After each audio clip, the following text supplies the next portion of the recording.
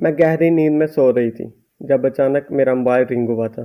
میں جیسے ہی اٹھنے لگی تو میرے شوہر نے مذمت کی تھی اور مجھے مزید اپنے قریب تر کر لیا تھا۔ میں نے ایک نگاہ ان کے خوبصورت چہرے پر ڈالی مگر پھر ان کا ہاتھ دور کر کے بیٹھ گئی۔ میں اس طرح کال کو نظر انداز نہیں کر سکتی تھی۔ جس ادارے سے میں منسلک تھی مجھے اپنا آپ لوگوں کے لیے وقف کرنا تھا۔ میں نے کال اٹھائی تو سامنے سے ایک نرس کی آواز گونجی، میم ایمرجنسی ہے، آپ کو جلد سے جلد ہسپتال پہنچنا ہوگا۔ میں نے یس بول کر فون رکھ دیا۔ جیسے ہی بستر سے اترنے لگی تو میرے شوہر نے میری کلائی تھام لی اور مجھے دیکھتے ہوئے بولے، آج نہیں پلیز، آج چھٹی کا دن ہے، میں تمہارے ساتھ مزید وقت گزارنا چاہتا ہوں، ابھی میرا من نہیں بھرا۔ وہ روٹھے ہوئے انداز میں بولے تھے۔ میں ان کے چہرے پر ہاتھ رکھتے ہوئے بولی، معاف کرنا مگر میں مجبور ہوں، مجھے جانا ہی پڑے گا۔ یہ کہتے ہی بستر سے اٹھ گئی۔ میں ایک ڈاکٹر تھی اور میرا فرض تھا کہ میں خود سے زیادہ اپنے مریضوں کو وقت دیتی۔ جس وقت میں نے حلف اٹھایا تھا اس وقت میں نے دل سے فیصلہ لیا تھا کہ میں اپنی زندگی کے ہر قیمتی لمحے، اپنی زندگی کی ہر خواہش، اپنی زندگی کا ہر سکون اپنی آنے والی قوم پر وقف کر دوں گی، اور میں اس عہدے کو کسی بھی قیمت پر بھول نہیں سکتی تھی۔ لیکن میں یہ نہیں جانتی تھی کہ میرا یہ عہدہ میرے گلے کا توق بن جائے گا اور میں کسی کی زندگی کے خاتمے میں جلدی جلدی گھر سے باہر نکلنے لگی۔ تو میرے شوہر فوراً ہی بولے، یہ کوئی طریقہ کار نہیں ہوتا، مجھ سے زیادہ تم کسی اور کو اہمیت دے رہی ہو، اوپر والا بھی تم سے ناراض ہوگا۔ میں نے ان کی طرف ایک نگاہ ڈالی اور معذرت کرنے والے لہجے میں بولی تھی، آپ کی بات درست ہے لیکن میں مجبور ہوں، مجھے جانا ہی پڑے گا۔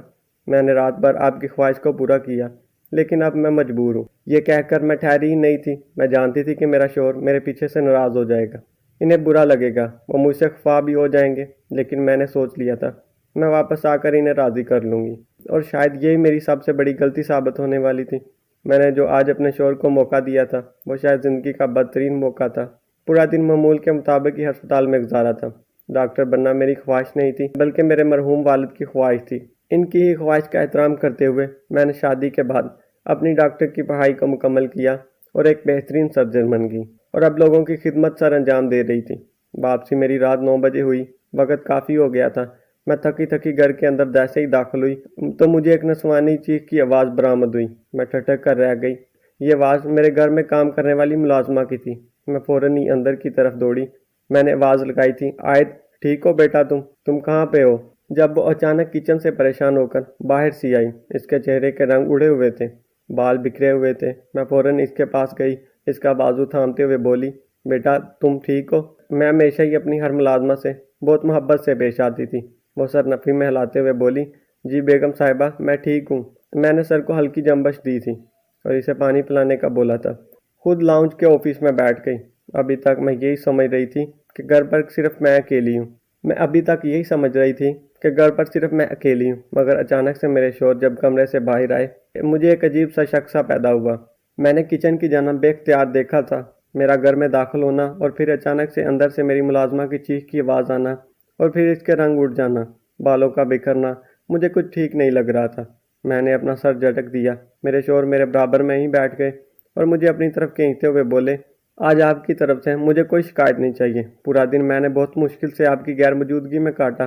میں نے مسکرا کر سر ہاں میں ہلاتے ہوئے کہا اور ان کو دیکھتے ہوئے بولی، ہاں ہم آپ کے لیے ہر وقت حاضر ہیں، لیکن بس تھوڑی دیر آرام کرنے دیں، میں بہت زیادہ تھک گئی ہوں۔ یہ بات حقیقت تھی کہ سارا دن آج کام کیا تھا جس کی وجہ سے مجھے بالکل بھی آرام کرنے کا موقع میسر نہیں آیا تھا۔ یہ بات سن کر میرے شوہر یکدم ہتے سے اکڑ گئے تھے اور اپنی جگہ سے کھڑے ہوتے ہوئے بولے، تمہارا تو یہ روز کا ڈرامہ ہے، میری تو زندگی تباہ ہو گئی ہے تم سے شادی کر کے، نہ جانے کس عذاب کی سزا میں بھگت رہا ہوں۔ یہ کہتے ہی وہ لمبے لمبے ڈانگ بھرتے ہوئے گھر سے باہر چلے گئے، جبکہ میں حیرانگی میں ان کی پشت کو دیکھ رہی تھی کہ انہیں اچانک سے کیا ہو گیا ہے۔ اسی وقت میری ملازمہ نے میری طرف پانی کا گلاس بڑھایا اور مجھے دیکھتے ہوئے بولی، بیگم صاحبہ ایک بات کہوں؟ میں نے سر کو ہلکی جنبش دی تھی اور پانی کا گلاس اس کے ہاتھ سے تھام لیا اور مجھے دیکھتے ہوئے بولی، معذرت چاہتی ہوں، آپ کے گھریلو معاملات میں بول رہی ہوں، لیکن ایک بات کہنا چاہتی ہوں۔ میری امی کہتی ہیں سب سے پہلے شوہر ہوتا ہے، شوہر کی خدمت ہوتی ہے، اس کا حق ہوتا ہے۔ اگر آپ اس طرح کریں گی تو آپ کے شوہر دوسروں پر ہاتھ صاف کریں گے اور یہ تو ناانصافی ہوگی آپ کے ساتھ اور گناہ بھی ہوگا۔ جبکہ میں اس چھوٹی سی لڑکی کو حیرت سے دیکھ رہی تھی کہ وہ کس طرح کی مجھ سے بات کر رہی ہے۔ اپنے شوہر کی رویے کی وجہ سے میں پہلے ہی بہت پریشان تھی اور اب اس کی یہ بات سن کر ایک دم غصے میں آ گئی تھی۔ اس کو دیکھتے ہوئے بولی، اپنی حد میں رہو، کس طرح سے بات کر رہی ہو؟ تم آئندہ کے بعد میرے گھریلو معاملات میں مداخلت کرنے کی تم نے جرت نہیں کرنی، میں تمہیں نوکری سے نکال دوں گی۔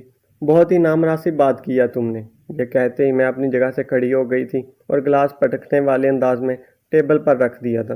غصے سے اپنے کمرے میں چلی گئی۔ میں جانتی تھی میں اپنے شوہر کے ساتھ غلط کر رہی ہوں، لیکن ان کو بھی سمجھنا چاہیے تھا انسان کی زندگی میں سوائے اس کام کے اور بھی بہت سے کام ہوتے ہیں، لیکن شاید میرے شوہر کو اس کام کے علاوہ اور کسی چیز سے غرض ہی نہیں تھا۔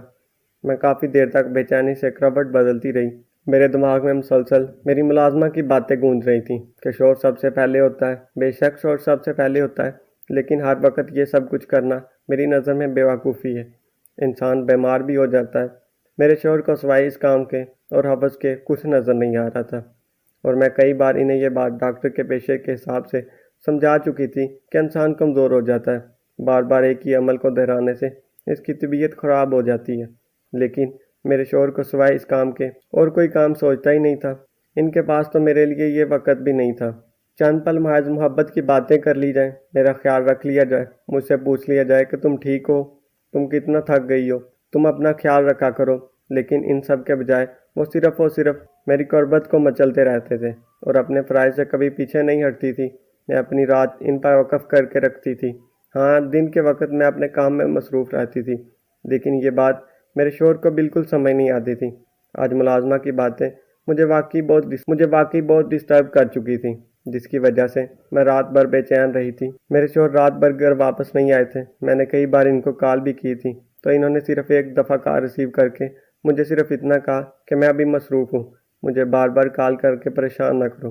اسی وجہ سے میں نے دوبارہ ان سے رابطہ نہیں کیا۔ اگلی صبح میری آنکھ الارم کی آواز سے کھلی تھی۔ میں فوراً ہی بیدار ہو گئی تھی اور کپڑے وغیرہ تبدیل کر کے باہر آئی تھی۔ گھر میں عجیب سناٹے کا بسیرا تھا۔ ملازمہ شاید ابھی تک نہیں آئی تھی۔ میں نے خود ہی اپنے لیے ناشتہ بنایا اور جلدی جلدی ناشتہ کر کے ہسپتال کے لیے نکلنے لگی، تو اسی وقت ملازمہ گھر کے اندر بے چین سی داخل ہوئی تھی۔ بار بار وہ پریشانی سے پیچھے مڑ کر دیکھ رہی تھی۔ آج بھی کل رات کی طرح اس کی ہوائیں اڑی ہوئی تھیں، بال بکھرے ہوئے تھے، دوپٹہ بھی بے ترتیب ہو رہا تھا۔ میں کچھ سوچ کر گاڑی میں بیٹھنے کی بجائے اس کے پاس چلی گئی تھی۔ وہ ابھی تک دروازے پر کھڑی نہ جانے باہر کو دیکھ رہی تھی کہ میں نے اس کے کندھے پر ہاتھ رکھا تھا، جس کی وجہ سے وہ ایک دم اچھل پڑی اور 2 قدم پیچھے ہو گئی۔ اس کا گھبرانا مجھے مزید شک میں مبتلا کر رہا تھا۔ اس کی جانب دیکھتے ہوئے بولی، کیا واحد، سب ٹھیک ہے نا؟ تم اتنی پریشان کیوں لگ رہی ہو؟ جب اچانک سے وہ روتے ہوئے میرے گلے سے لگ گئی تو میں حیرت کے سمندر میں غوطہ زن ہو چکی تھی کہ اچانک اس بچی کو کیا ہو گیا ہے۔ ہاں، وہ کم عمر تھی اور کافی پریشان بھی لگ رہی تھی، اسی لیے میں مزید ہلکان ہو چکی تھی۔ میرے دماغ میں عجیب عجیب سے وسوسے آنے لگے۔ میں عائد کا چہرہ ہاتھوں کے پیالے میں تھامتے ہوئے بولی، بیٹا کیا ہوا ہے، بتائیں مجھے، سب ٹھیک ہے نا؟ جب وہ روتے ہوئے سر ہلاتے ہوئے بولی، آپ جلدی گھر آ جانا پلیز، یہ کہہ کر وہ ٹھہری ہی نہیں تھی بلکہ روتے ہوئے اندر چلی گئی تھی۔ میں حیران ہو رہی تھی کہ اس کو کیا ہو گیا۔ آج سے پہلے تو کبھی اس نے اس طرح کا رویہ نہیں رکھا، نہ جانے کیوں مجھے وہ کچھ بدلی سی محسوس ہو رہی ہے۔ ابھی میں اپنی گاڑی میں بیٹھتی، اسی وقت میرے شوہر کی گاڑی پورچ میں آ کر کھڑی ہو گئی۔ میں 2 قدم پیچھے ہو کر کھڑی ہو گئی تھی۔ وہ باہر نکلے ہی تھے، چہرے پر ایک عجیب مسکراہٹ تھی۔ وہ نہ جانے کیوں مجھے بہت پریشان کر رہی تھی۔ مجھے دیکھتے ہوئے بولے، پھر جا رہی ہو ہسپتال؟ میں نے سر کو ہاں میں ہلایا تھا، وہ مزید کچھ کہتے، اس سے پہلے ہی میں بولی، ناشتہ میں نے آپ کے لیے بنا دیا ہے، آیت آ گئی ہے، آپ اس کو بول دینا، وہ آپ کو نکال کر گرم کر دے گی، اور آپ کے کپڑے وغیرہ بھی میں نے پریس کر دیے ہیں، کچھ اور چاہیے تو آیت کو بتا دینا۔ یہ کہہ کر میں گاڑی میں بیٹھنے لگی تو اچانک سے مجھے میرے شوہر کے پیچھے سے آواز آئی تھی، جو مجھے چاہیے وہ بھی کیا آیت کو ہی بتا دوں؟ میں ابھی گاڑی میں بیٹھنے لگی تو فوراً مڑ کر اپنے شوہر کو حیرت سے دیکھا تھا۔ مجھے ان کی اس بات سے واقعی شدید جھٹکا لگا تھا۔ میں ابھی کچھ کہتی، انہوں نے بلند آواز میں کہکا لگایا تھا اور مجھے دیکھتے ہوئے بولے، تم ایسے ڈر گئی ہو جیسے میں واقعی آیت کو بول دوں گا۔ جو بھی تم سے چاہتا ہوں، خیر تم جاؤ، تمہارے ہسپتال کا وقت ہو چکا ہے، پلیز تمہارا انتظار کر رہے ہوں گے۔ یہ کہہ کر وہ اندر چلے گئے، جبکہ میں حیرت سے اپنے شوہر کی پشت کو دیکھ رہی تھی، کیونکہ آج سے پہلے انہوں نے کبھی اتنی گہری بات نہیں کی تھی۔ میں نے اپنا سر جھٹک دیا۔ یقیناً مجھے وہم ہو رہا تھا، ضرور انہوں نے صرف اور صرف اپنی بڑاس نکالنے کے لیے اتنی گھٹیا بات کی تھی۔ میں خاموشی میں گاڑی میں بیٹھ چکی تھی اور گاڑی ہسپتال کے روڈ پر ڈال چکی تھی۔ میں سارے راستے اسی کشمکش میں مبتلا رہی کہ میرے شوہر اس طرح کی بات کیوں کر رہے ہیں۔ آج تو بہت کم عمر تھی، اس کے بارے میں تو ایسا سوچنا بھی گناہ تھا۔ میں کافی دیر تک ہلکان رہی۔ ایک لمبی مسافت کے بعد میں ہسپتال پہنچ گئی۔ جیسے ہی اندر داخل ہوئی تو ڈاکٹر برہان فوراً ہی بھاگتے ہوئے میرے پاس آئے اور حالات سے آگاہ کرنے لگے تھے کہ ایمرجنسی کیس آیا ہوا ہے، آپ کو فوراً ہی چارج سنبھالنا ہوگا۔ میں نے سر کو ہلکی سی جنبش دی تھی اور جلدی سے اپنے کیبن میں چلی گئی تھی۔ وہاں جا کر میں نے جلدی ڈاکٹر کا کوٹ پہنا اور باقی سامان اٹھا کر میں جلدی سے وارڈ کی طرف دوڑ چکی تھی۔ سارا دن مصروفیات میں ہی گزر گیا۔ شام کے وقت جب چائے پینے کے لیے اپنے کیبن میں آئی تو اسی وقت ڈاکٹر برہان آ گئے۔ یہ ہمارے ایک سینئر ڈاکٹر تھے اور ہمارے بہترین دوست بھی تھے۔ وہ وہیں بیٹھ گئے تھے۔ میں نے مسکرا کر ان کی طرف دیکھا اور پھر چائے کا کپ اپنے لبوں سے لگا لیا تھا۔ صبح ہوئے واقعے کی وجہ سے میں آج سارا دن بہت ڈسٹرب رہی تھی۔ میں جانتی تھی ڈاکٹر برہان مجھ سے بات چیت کرنے کے لیے ہی میرے کیبن میں آئی ہیں، لیکن میں اس وقت اتنی زیادہ تھک گئی تھی کہ میرا ارادہ کسی سے بھی بات کرنے کا نہیں تھا۔ جب اچانک ڈاکٹر برہان بولے تھے، لگتا ہے آپ کافی پریشان ہیں، سب خیریت ہے نا؟ میں نے ایک نگاہ ان کے وجود پر ڈالی اور سر ہاں میں لاتے ہوئے بولی، جی سب خیریت ہے، کوئی کام تھا آپ کو؟ میں پروفیشنل انداز میں بولی تو وہ سر نفی میں ہلاتے ہوئے بولے تھے، آپ جیسی خوبصورت عورت کے ساتھ بیٹھ کر چائے پینا تو کسی بھی مرد کا خواب ہو سکتا ہے، ہم بھی وہی خواب پورا کرنے کے لیے آپ کے پاس آئے تھے۔ وہ مسکراتے ہوئے بولے، لیکن میں نے خاموشی سے کپ کی طرف ہی دھیان رکھا۔ میں جانتی تھی کہ میں بہت خوبصورت ہوں، اوپر والے نے مجھے بہت حسین بنایا ہے۔ یہ بات میرے شوہر شادی کی شروعات میں ہی مجھے بار بار میرے منہ پر کہہ چکے تھے، اور شادی کے بعد بھی میرے لیے بہت سے ایسے پروپوزل آئے تھے جو مجھے جھٹ سے قبول کر لینے چاہیے تھے، مگر میں نے اپنے شوہر کے علاوہ کسی دوسرے مرد کی طرف نہیں دیکھا تھا۔ وجہ میں ایمانداری سے اپنا رشتہ نبھانا چاہتی تھی، مگر اس کے ساتھ ساتھ میں اپنا فرض بھی نبھانا چاہتی تھی۔ میں نے خود کے لیے چنا تھا۔ کافی دیر تک ڈاکٹر برہان بیٹھے رہے، مگر میری طرف سے نو رسپانس دے کر وہ خاموشی سے اٹھ کر چلے گئے۔ میں نے بھی انہیں روکنا مناسب نہیں سمجھا تھا۔ نہ جانے کیوں مجھے بار بار آج یاد آ رہی تھی۔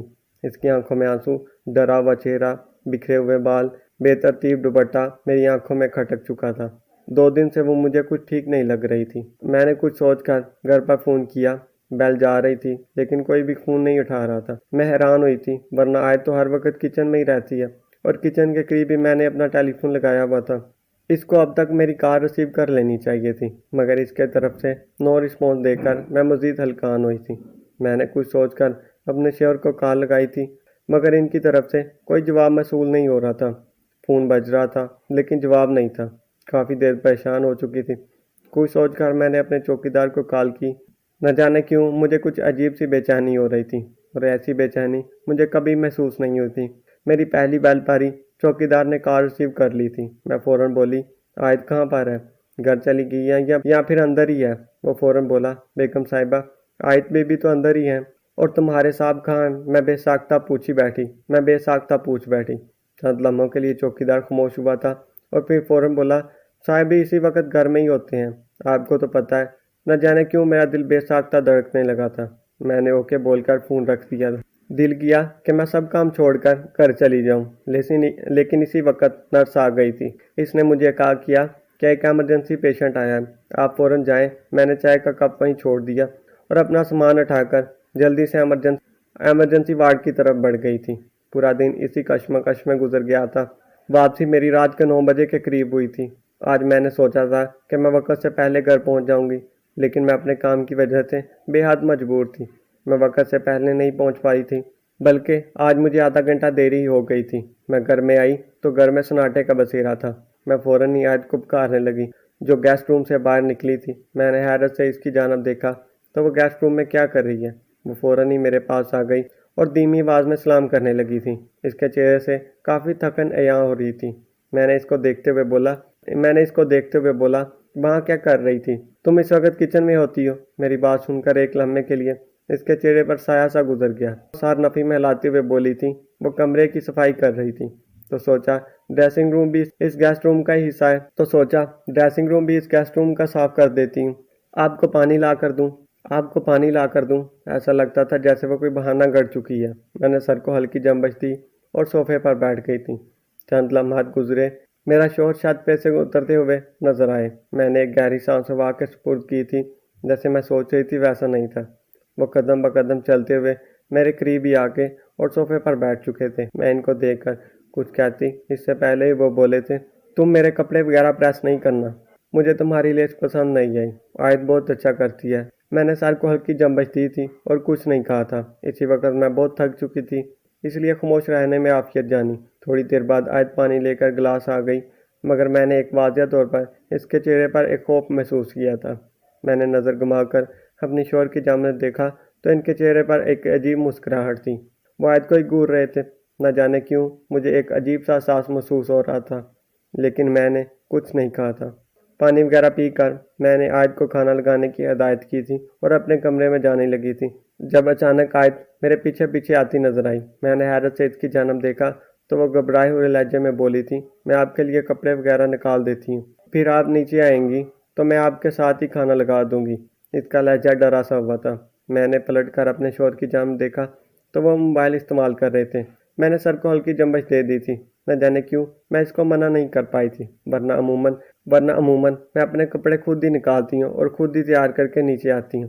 میں خاموشی سے اسے اپنے کمرے میں لے کر چلی گئی تھی۔ ابھی میں واش روم میں جاتی اس سے پہلے ہی آیت نے میرا ہاتھ تھام لیا تھا۔ میں نے حیرت سے آیت کی جانب دیکھا تو سوالیہ بولی تھی، کیا ہوا بیٹا، سب ٹھیک ہے؟ اچانک ہی وہ روتے روتے میرے قدموں میں بیٹھ گئی تھی تو میں نے گھبرا گئی، اور اس بچی کو کیا ہو گیا؟ میں بھی اس کے پاس ہی بیٹھ گئی اور اس کا چہرہ تھامتے ہوئے بولی تھی، کیا ہو گیا، کیوں رو رہی ہو، سب ٹھیک ہے نا؟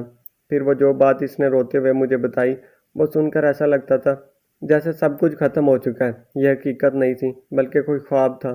مجھے واضح طور پر ایسا محسوس ہو رہا تھا آج میری بے بسی ہو چکی ہے۔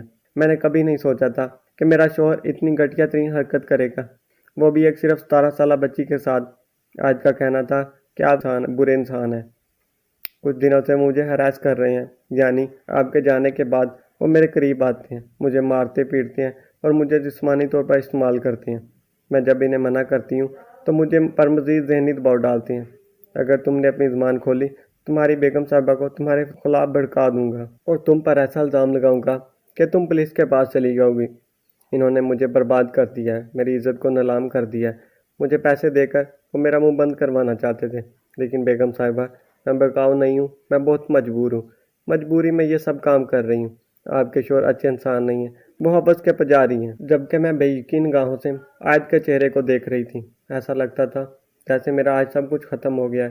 میری سالوں کی ریاضت، میری یہ پڑھائی، میری وفاداری، سب کچھ شوہر نے مٹی میں ملا دیا ہے، صرف اپنی حبس کو مٹانے کے لیے وہ ایک کم عمر لڑکی کے ساتھ اتنی گھٹیا ترین حرکت کر سکتے ہیں۔ یہ سوچ آتے ہی میرے رونگٹے کھڑے ہو گئے تھے۔ چند لمحے کے لیے تو میں بالکل سن ہو گئی تھی، کر بیٹھ گئی تھی۔ مجھے کچھ سمجھ نہیں آ رہا کیا بولوں کیا کروں۔ وہ اچانک ہی میرے پاؤں پکڑتے ہوئے بولی، بیگم صاحبہ مجھے پولیس کے پاس نہیں جانا، میں نے آپ کے شوہر کو کہا تھا کہ میں آپ کو سب کچھ بتا دوں گی۔ انہوں نے کہا کہ وہ مجھے زندہ نہیں چھوڑے گی بلکہ آپ کو بھڑکائیں گی اور مجھے پولیس کے حوالے کر دیں گے، لیکن میں وعدہ کرتی ہوں میں بے قصور ہوں۔ اس ملازمہ کی باتیں سن کر میں چند لمحوں کے لیے خاموش ہو گئی تھی، اور پھر کچھ سوچ کر میں نے صرف اور صرف اس کو یہ دلاسا دیا کہ تم ابھی چپ ہو جاؤ، اگلے دن سب کچھ ٹھیک ہو جائے گا۔